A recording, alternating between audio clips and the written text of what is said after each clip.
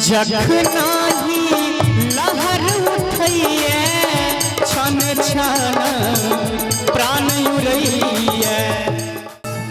आओ बड़ा सुंदर माता काली के भजन बिल्कुल नव रचना सुनावी। हेलो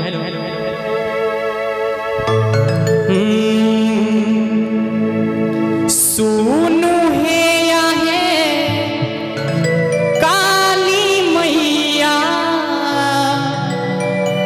सुनु हे आहे काली मैया।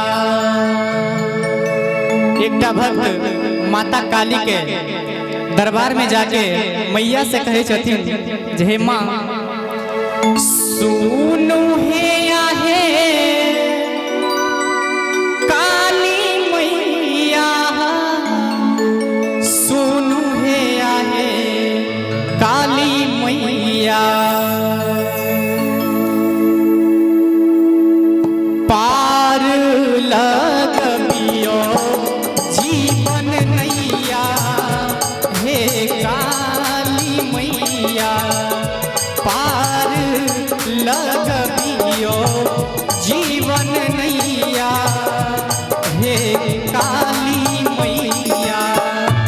सुनु हे आहे काली मैया, सुनु हे आहे काली मैया, सुनु हे आहे काली मैया, सुनु हे आहे काली मैया। पार लगबियो जीवन नैया हे काली मैया, पार लगबियो जीवन नैया हे काली मैया।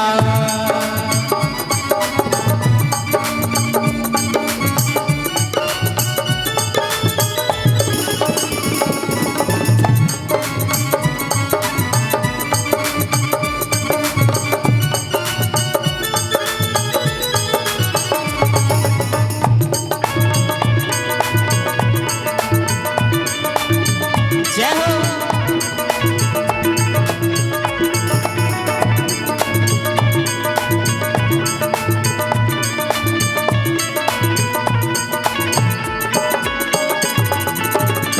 नैना परल मझधारे चारों कात अन्हारे अन्हारे। माई हो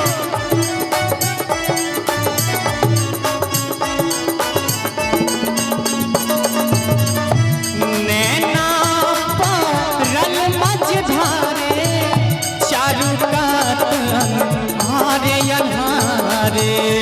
अहि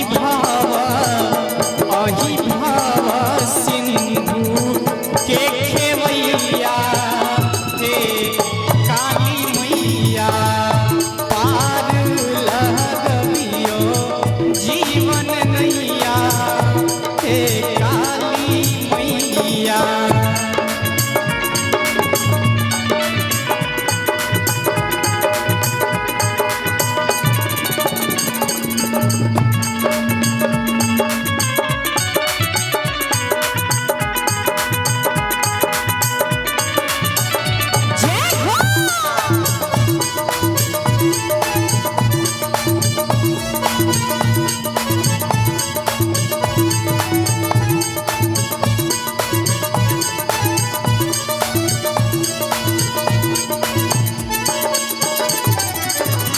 जखनाही लहर उठैये छन छन प्राण उड़ैये।